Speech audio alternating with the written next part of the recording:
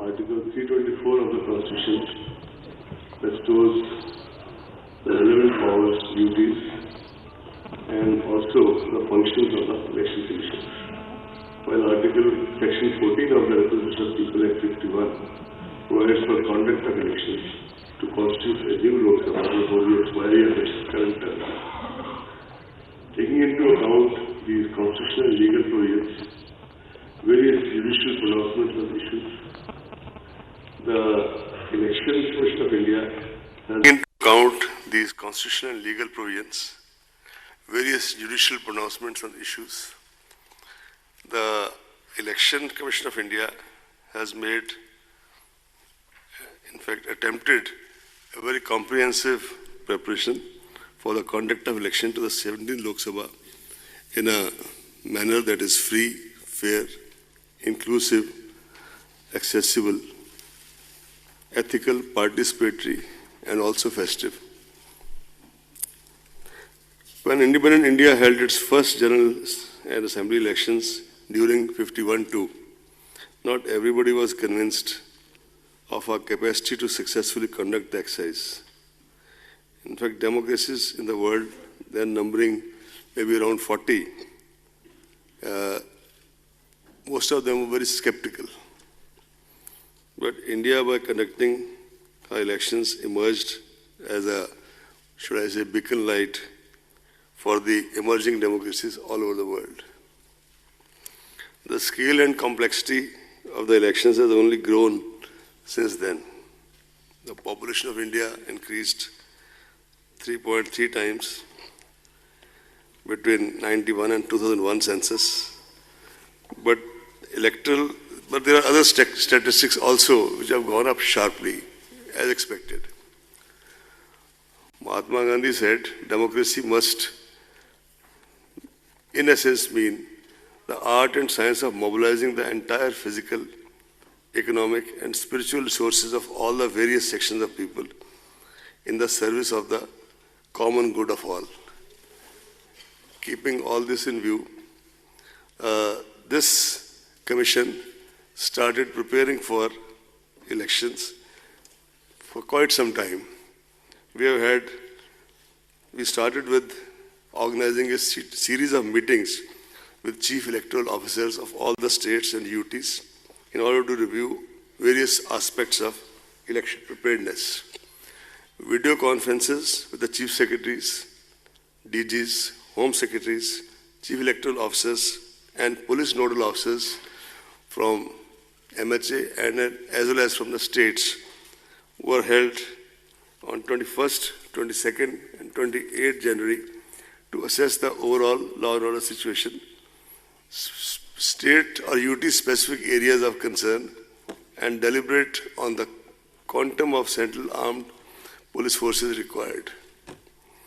Several rounds of discussions were held with the Ministry of Home Affairs at the level of our officers, and we also had an in-depth discussion with the Union Home Secretary and his team.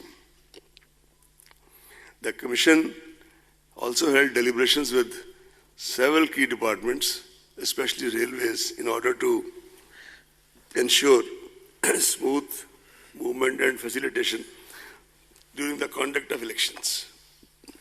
To get a first-hand knowledge of the status of poll preparedness in the states, we visited several states and UTs to review the poll preparedness.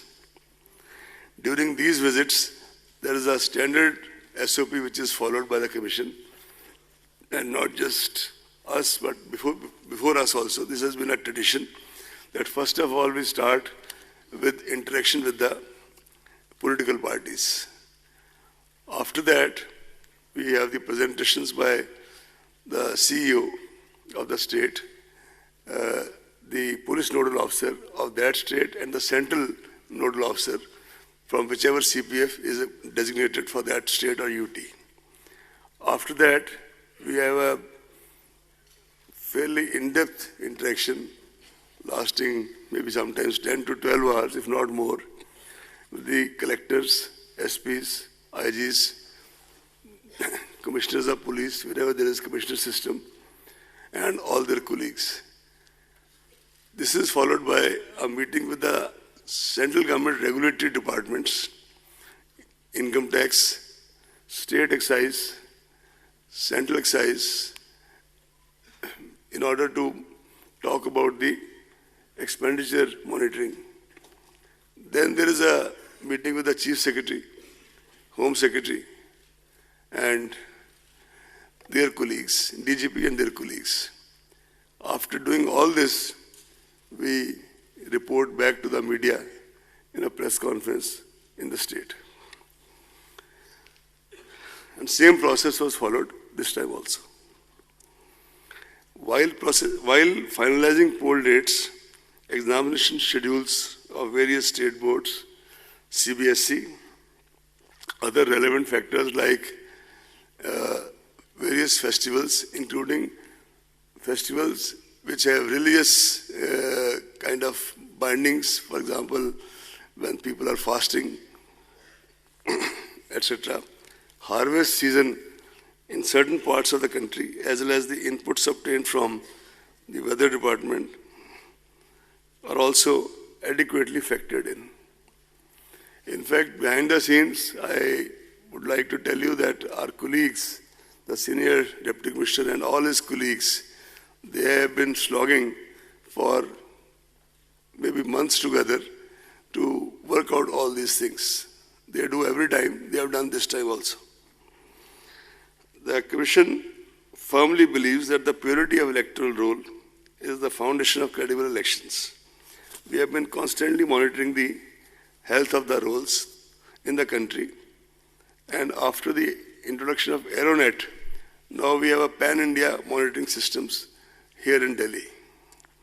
The electoral rolls have been revised with reference to 11/2019 as qualifying date. Process of continuous updation shall continue till the last date of filing nominations. Total electorate in the final published roll would be in the vicinity of 900 million compared to 814.5 in 2014. This marks an increase of 84.3 million voters since 2014. There are 15 million voters in the age group of 18 to 19. 38,325 third gender others. 71,735 overseas electors. Service electors more than 1.6 million. 99.36 electors have EPIC cards. 23 states and UTs have 100% EPIC coverage. The Commission continues to try the maximum coverage of EPIC still. In this direction, some major initiatives were taken. VVIP, Voter Verification and Information Program, launched to aid voters in checking their names in the rolls. Toll-free 1950 for checking names through SMS. Special camps organized for enrollment of eligible voters who are left out. No suo motu deletion of names after final publication of electoral roll is permitted. No deletion modification after 10 days of announcement of elections without prior approval of the Commission. Official voter slips, including those in Braille for voters, for persons with disability voters. This is distributed or shall be distributed at least 5 days before the poll to all enrolled voters. This process is rigorously monitored and schedule of distribution shared with the public representatives. In fact, at every stage, all these things are shared with the public representatives. However, we would like to make it clear that photo voter slip issued at the last minute shall be used for guidance, but not as a proof of identity in the polling stations. We have already given a very detailed ad 2-3 days back that that slip will not be the proof of identity, but there are 11 other options which can be used to cast your vote, provided, of course, the name is on the electoral roll. A voter's guide in vernacular English is being handed over in these elections to every household, giving all relevant information. On the ballot unit below the name of the last candidate, there will be a button for nota option for the voters who do not wish to vote for any of the candidates.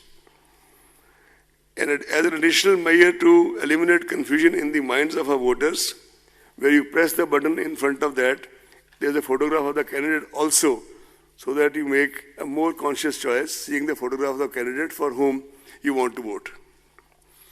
Voter assistant booths will be set up at every polling station to extend facilitation to the voters.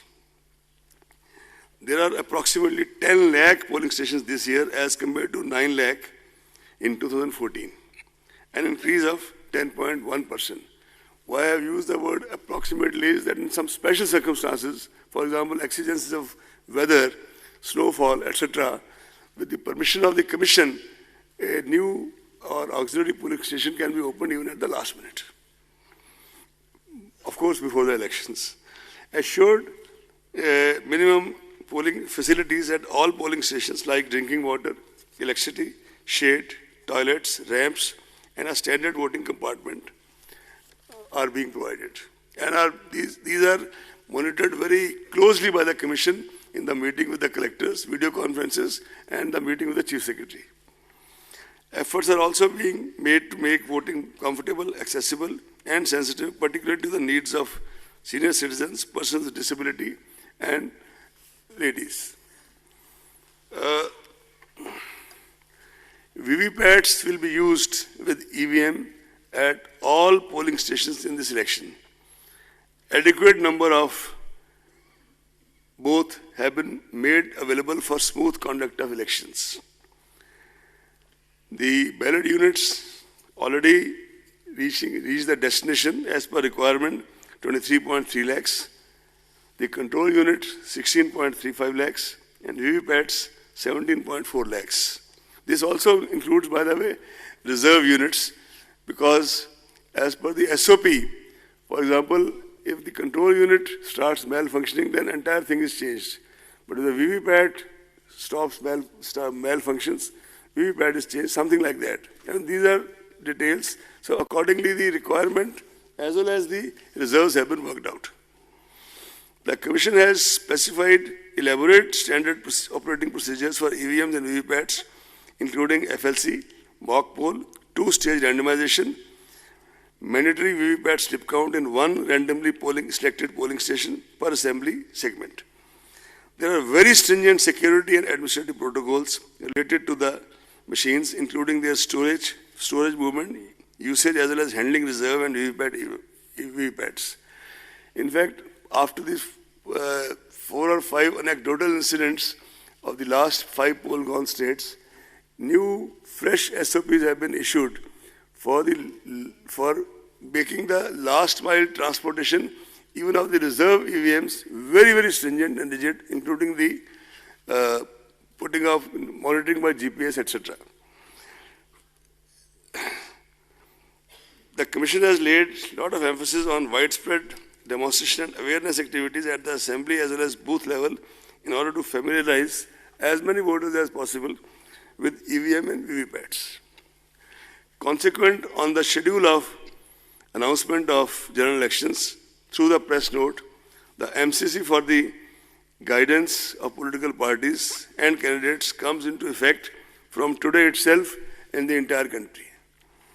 The Commission calls upon political parties and candidates to strictly adhere to the same. Elaborate arrangements have been made to ensure effective implementation of the MCC, and any violation, repeat, any violation will be dealt with in the strictest manner. All the candidates are required to file an affidavit in Form 26 along with their nomination papers, which includes information on their criminal antecedents, if any, assets, liabilities, and educational qualifications. As all of you are aware, recently all the proposals of the Commission regarding the expansion of and revealing more information, including of HUF, was accepted by Ministry of Law, and accordingly the Form 26 has been already revised and circulated all over. This format was amended on 26 February 2019. Non-filling of this affidavit in the prescribed format, which also now includes giving you a PAN number, if you have, will result in rejection of nomination paper. Candidates with criminal antecedents would be required to furnish information in this regard in the local newspapers and TV channels on 3 occasions during campaign period. Elaborate arrangements have been made to ensure peaceful conduct of elections. In order to curb noise pollution and prevent disturbance to the people at large, usage of loudspeakers is prohibited at night between 10 p.m. to 6 a.m. No loudspeakers permitted at all during the period of 48 hours ending with the hour fixed for conclusion of poll in the polling area. Commission has also directed political parties, candidates, agents to desist from using environmentally hazardous publicity materials and promote usage of eco-friendly substances for preparation of election campaign material. This is a new effort by the Commission, but this is kind of appeal to everybody to use this. CAPF, Central Police Forces, are going to be deployed in large numbers, the numbers can't be discussed, to ensure free and fair elections well in advance for area domination, especially in areas which are very, very sensitive, route marches and patrolling to enhance confidence and reassure the voters. Targeted deployment of Central Forces in all expenditure-sensitive constituencies all over the country. They will also undertake special confidence-building measures through route patrolling and route marches in order to bolster especially the confidence of weaker sections of the society, weaker and more vulnerable sections of the society. Preventive measures are being taken by the district magistrates and police authorities to maintain law and order. Commission lays equal emphasis on sufficient deployment of video cameras, CCTVs and webcasting, especially at the critical and vulnerable polling booths. All critical events shall be videographed. Commission appoints sufficient number of general observers, police observers, expenditure observers, awareness observers and micro observers to closely monitor various stages of the election process. Control rooms and complaint monitoring systems are set up with 24 hours toll-free numbers. In fact, on the issue of central observers, this time Commission has taken a conscious decision that wherever required in those states or UTs which are expenditure sensitive and wherever there are major security issues, we would be sending special observers of sufficient seniority and experience and standing and stature to these places. I will not be able to name the states because that's not something which kind of in advanced level state like this, but we have all the information and we'll act accordingly. We also now have, by now, thanks to our IT and ICT wings, stringent monitoring of all critical events of the poll day using the state-of-art IT applications. This includes one of the most major, this is C-Vigil, which is an Android app which helps citizens to record any violation of Model Code of Conduct on the mobile and promptly send to election authorities for option. By the way, this was started on a trial basis during Karnataka elections in Bangalore under the direct supervision of the Commission and extended subsequently to all these 5 poll-gone states. In these 5 poll-gone states, almost 28,000 such complaints were received. A citizen can give his or her name and number and the authority on the other end is duty-bound, no options, to report back within 100 minutes the action being taken, proposed to be taken, etc.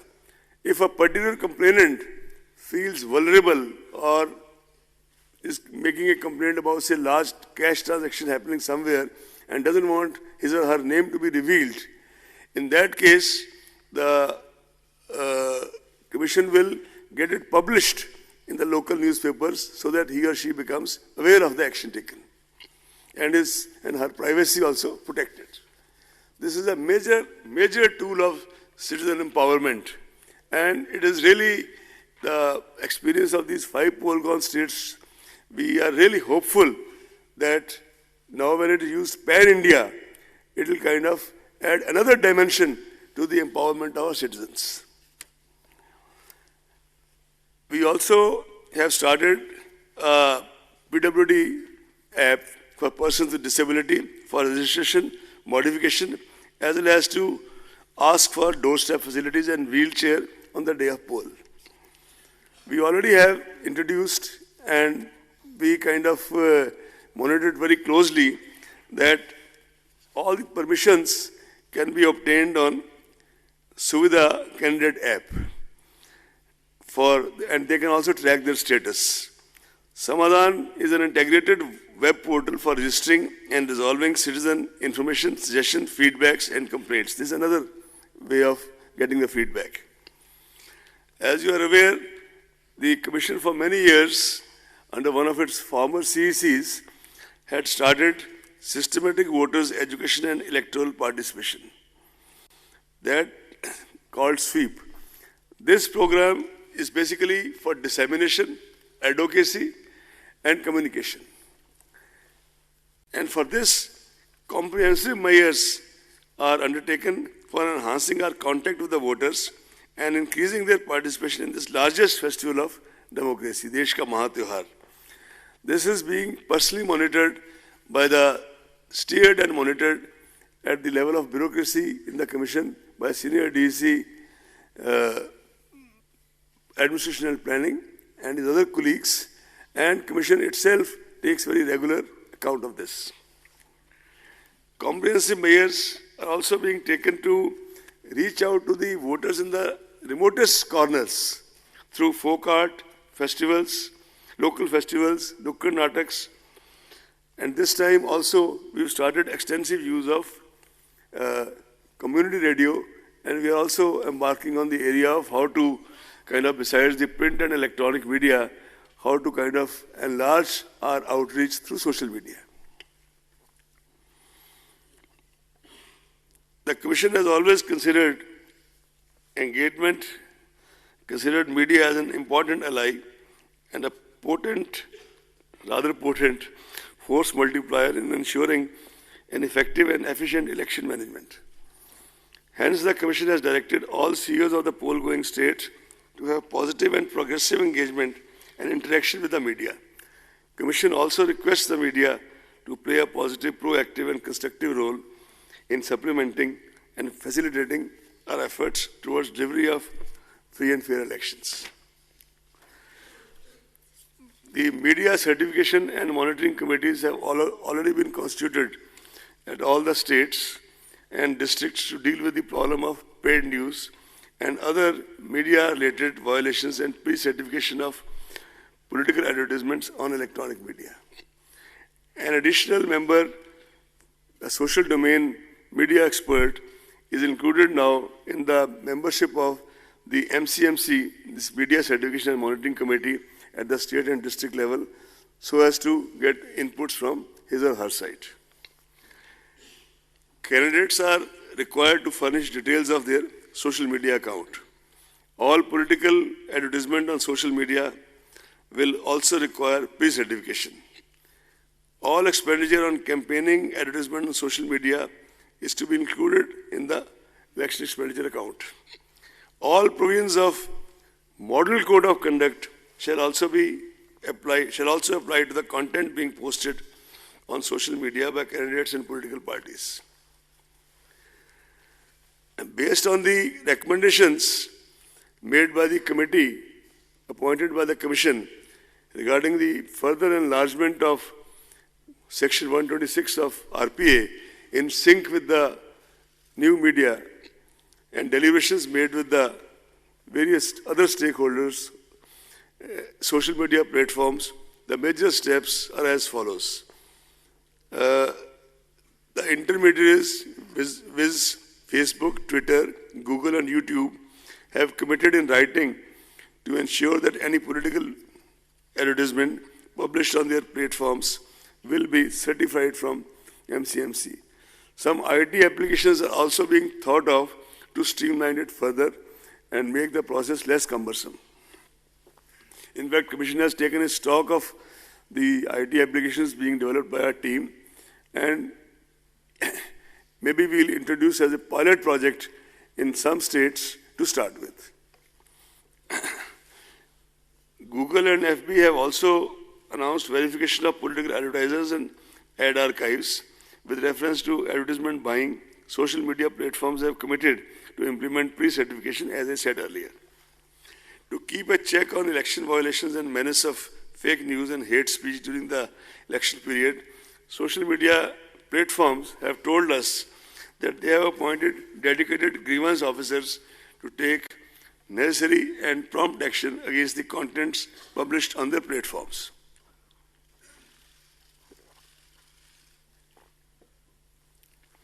Social media platforms have committed to take action on any content reported by designated officers of ECI also, which violates various electoral laws.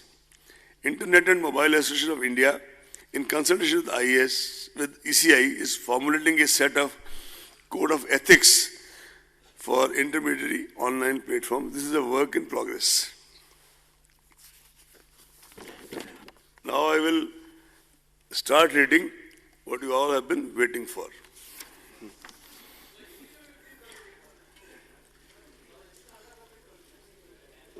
Hindi भी आती है और हिंदी का version आपको मिलेगा जब आपको press note मिलेगा. इंग्लिश के साथ साथ हिंदी का भी मिलेगा. इंग्लिश के साथ साथ हिंदी का भी मिलेगा जी. हिंदी हिंदुस्तानी सब आते हैं, ऐसी बात नहीं. Anyway, I'll read out the proposed phase 1. Before that, I would like to inform all of you that this time, instead of 9 phases, we have 7 phases of election. Phase 1, date of issue of Gazette notification. Notification होने के Gazette notification होने का दिन 18/3/2019 Monday. Phase 1, last date of nomination, आखिरी तारीख nomination की 25/3/2019 Monday.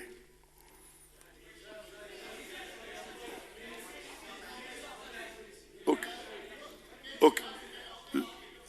Last date of nominations, 25th March 2019, Monday.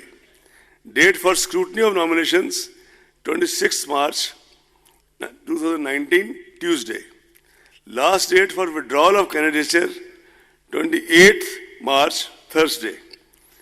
Date of poll, first phase, 11th April, Thursday. Date of counting, 23rd March, Thursday. 23rd May 2019. Sorry. Or date before election shall be completed, 27th May 2019. Phase 2. Date of issue of Gazette notification, 19th March. Last day of nomination, 26th March. Date for scrutiny of nomination, 27th March. Last date of withdrawal, 29th March. Date of poll, 18th April. Date of counting, same, 23rd May. Phase 3. Date of issue of notification, 28th March. Last day of nomination, 4th April. Date of scrutiny, 5th April. Last date of withdrawal of candidature, 8th April. Date of counting, of course, 23rd. Date of poll, 18th April. No, we are sending you all this by, after I have read it through, you're getting it all by soft copy, almost right away.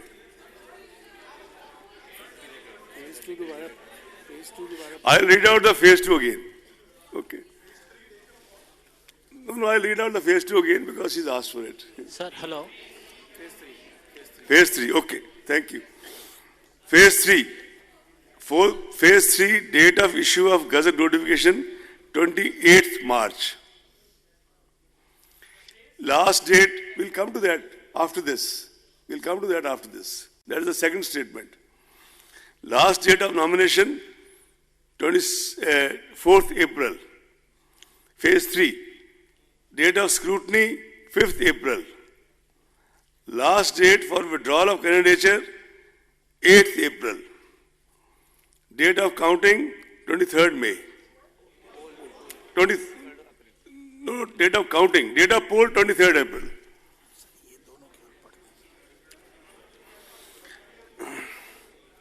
Phase 4. 23rd April. 23rd April. Is it clear now? Phase 4. Date of issue of notification, 2nd April. In fact, the most important are 2 dates that I can give you instead of giving you 7 dates. The date of poll, 29th April. And a date of counting, same. Phase 5.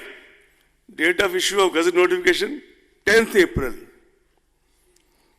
Date of poll, 6th May. Phase 6. Date of issue of Gazette notification, 16th April. Date of poll, 12th May.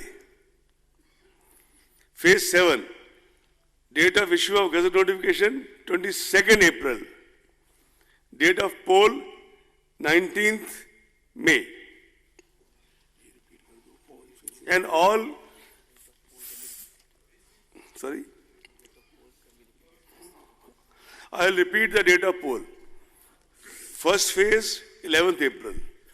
Second phase, 18th April. Third phase, 23rd April. Fourth phase, 29th April. Fifth phase, 6th May. Sixth phase, 12th May. Phase 7, 19th May. Am I clear now? And all countings, without, no need to say, but I am repeating, 23rd May.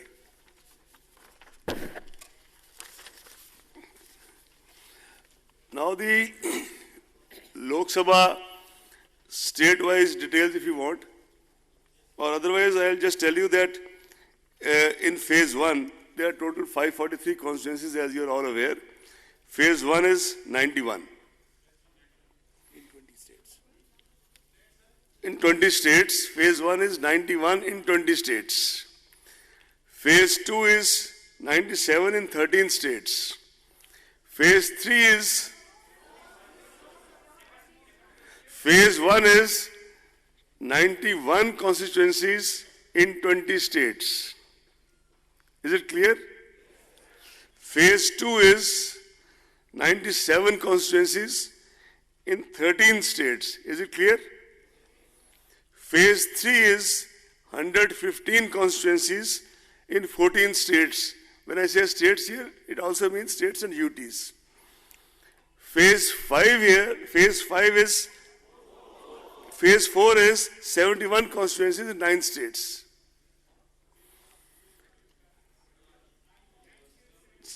Now, 71 constituencies in 9 states. Phase 5 is 51 constituencies in 7 states. Phase 6 is 59 constituencies in 7 states. Phase 7 is 59 constituencies in 8 states. You want me to read it out once more? Phase 1, 91 constituencies, 20 states.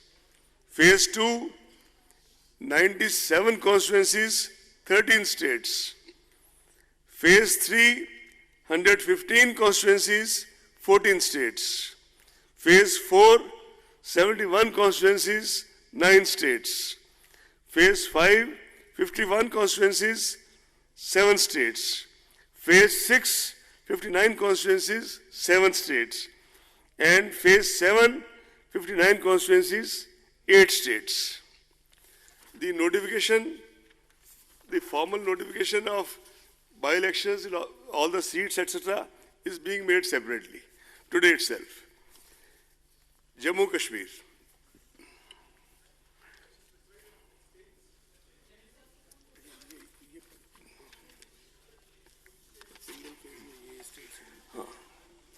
States going in single phase. Andhra, Arunachal. Before now reading further, it must be clear that there will be overlapping. Same state would be named maybe in 2 phases or 3 phases. But still I am reading, I start reading now. States going in single phase, Andhra, Arunachal, Goa, Gujarat,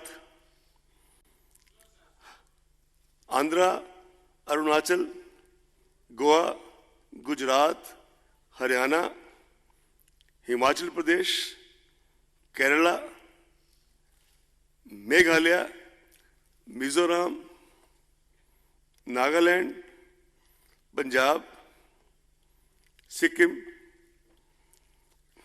Telangana, Tamil Nadu, Telangana, I said Telangana, Tamil Nadu, Uttarakhand, Andaman Nicobar, Dadra and Nagar Haveli, Daman and Diu,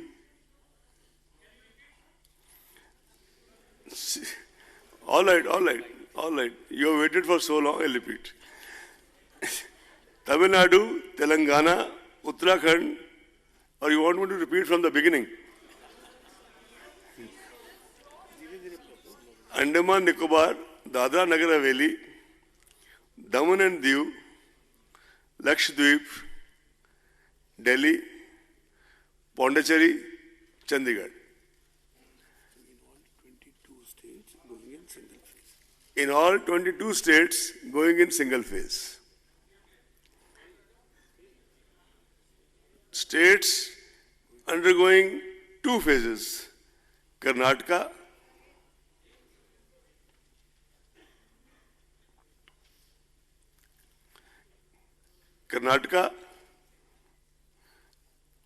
Manipur, Rajasthan, Tripura.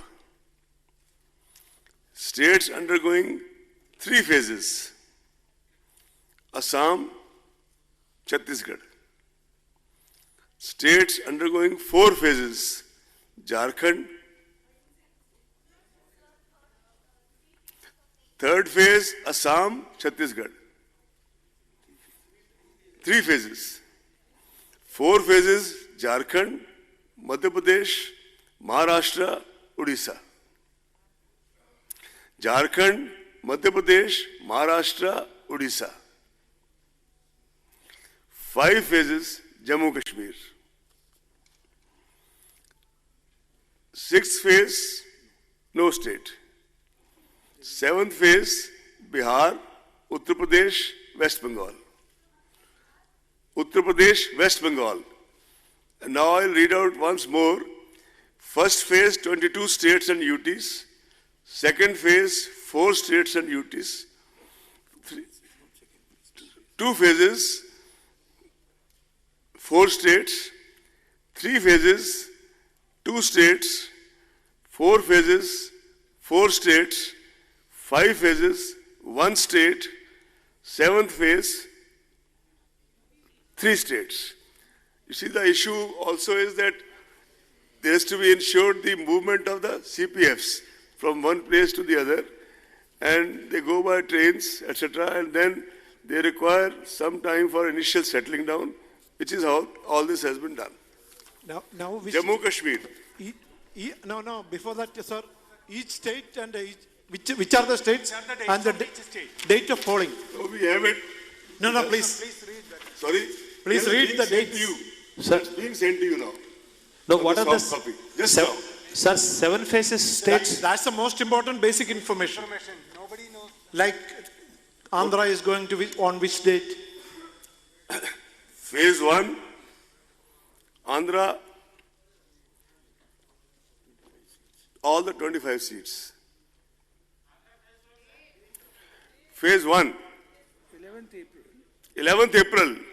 It has been said 4 or 5 times, I'll say it again. 11th April, 25. Now I'll read state-wise, please. Andhra, first, now I'm reading phase 1, right? 11th April. Andhra, 25. Arunachal, 2. Assam, 5. Bihar, 4. Andhra, 25. Arunachal, 2. Assam, 5. Bihar, 4. Chhattisgarh, 1. Jammu Kashmir, 2. Maharashtra, 7. Manipur, 1. Meghalaya, 2. Mizoram, 1. Nagaland, 1. Odisha, 4.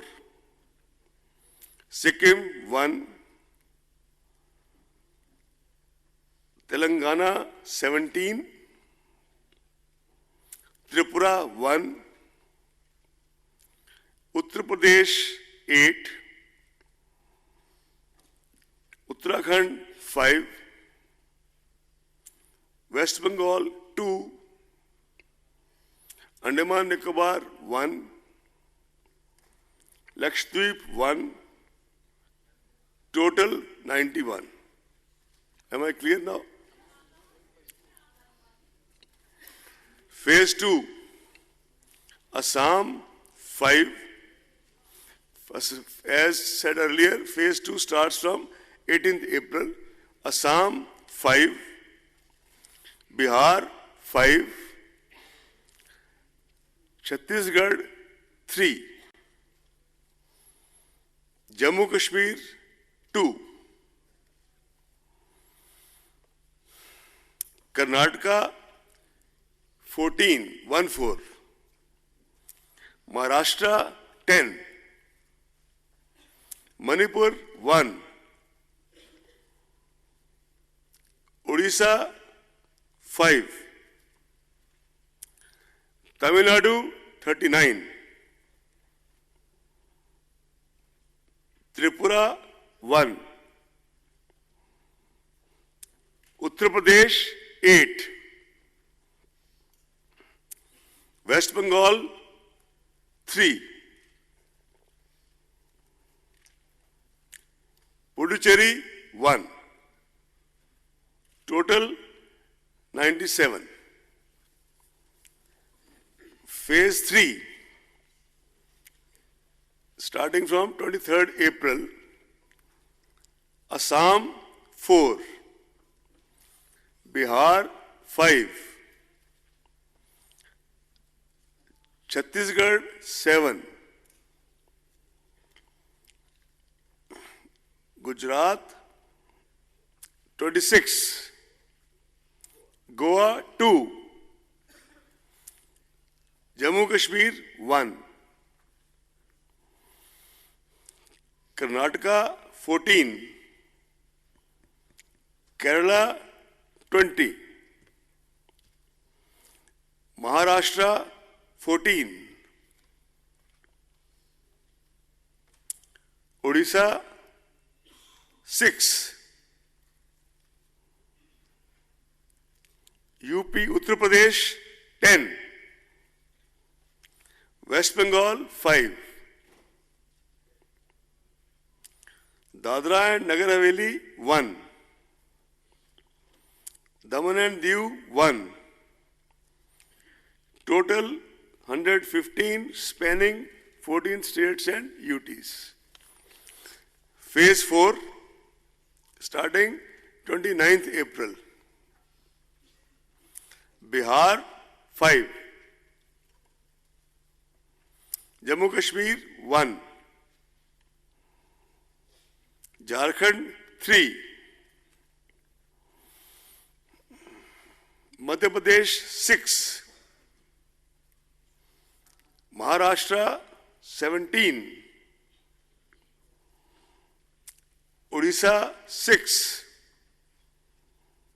Rajasthan 13, Uttar Pradesh 13, West Bengal 8. 5 was phase 3. 71 across 9 states. Phase 6. Phase 5, sorry. Phase 5, Bihar, 6th May. Bihar 5. Jammu Kashmir 2. Jharkhand 4. Madhya Pradesh 7. Rajasthan 12. Uttar Pradesh 14. West Bengal 7. Total 51.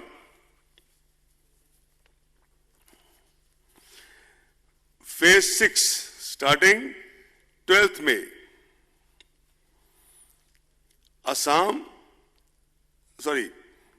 Bihar 8. Haryana 10. Jharkhand 4. Madhya Pradesh 8. Uttar Pradesh 14.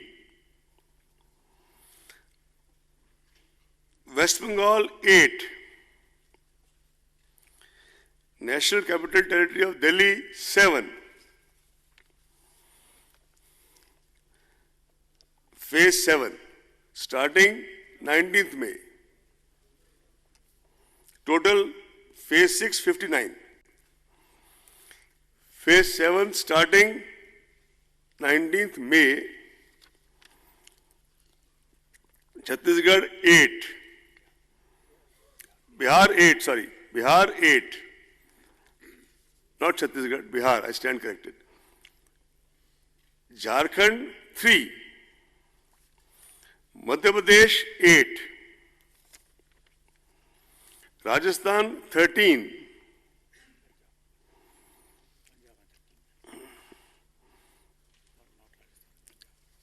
Punjab 13, not Rajasthan. Rajasthan is over already.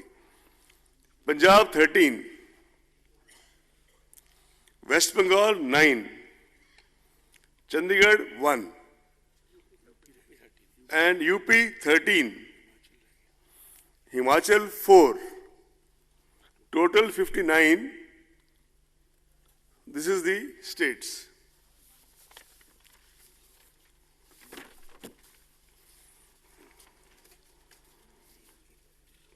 Warm इनके separate पढ़ोगे उसे बोल दूँ. Sir, what about the Sorry? Sir? Assembly separately notification being issued. Sir, what about the Tamil Nadu states, 21 assembly seats are lying vacant. Do you have any decision has been taken? Decision has been taken and is being announced to the media. We'll take the questions. Let's finish first. When we issue you the soft copy, in that each constituency will also be mentioned. Okay. Jammu Kashmir.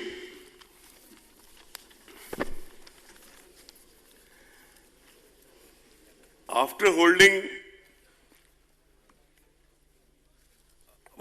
elections in Jammu Kashmir, the Commission has been continuously assessing the prevailing situation in the state, requirement of central forces and other logistics for elections, requirement of the security for the candidates, and preparedness of the state for the election on key factors, including the recent developments.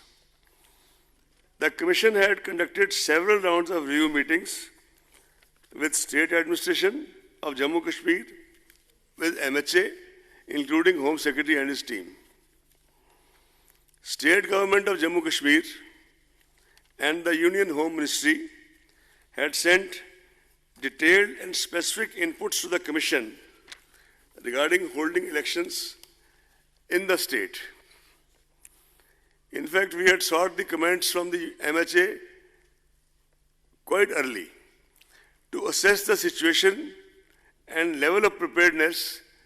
Commission had recently visited J&K and had detailed meetings with all the political parties, important central and state agencies, district authorities, Chief Secretary, DGP, and others. Based on all these inputs and recommendations from the states, state government, Home Ministry, political parties, other stakeholders, constraint of availability of central forces and other logistics, requirement of security forces for security of candidates in wake of the recent incidents of violence in the past, recent past, and keeping all other challenges in mind and keeping a totality of views, the Commission has decided at this stage to announce only schedule of the Parliament elections in Jammu Kashmir. The Commission will be regularly and on real-time basis monitoring the situation in Jammu Kashmir and continue to take inputs from all necessary quarters, and decision-taking holding legislative assemblies in Jammu Kashmir will be taken soon. The Commission has also decided for more effective monitoring to appoint 3 special observers of Jammu Kashmir. Shri Noor Mohammed, IAS of 77 batch retired, IAS 77 batch retired. Shri A.S. Gill, IPS 72 batch, who retired as DG CRPF and also served as IG in Jammu Kashmir, in CRPF, in charge of Jammu Kashmir from 95 to 97.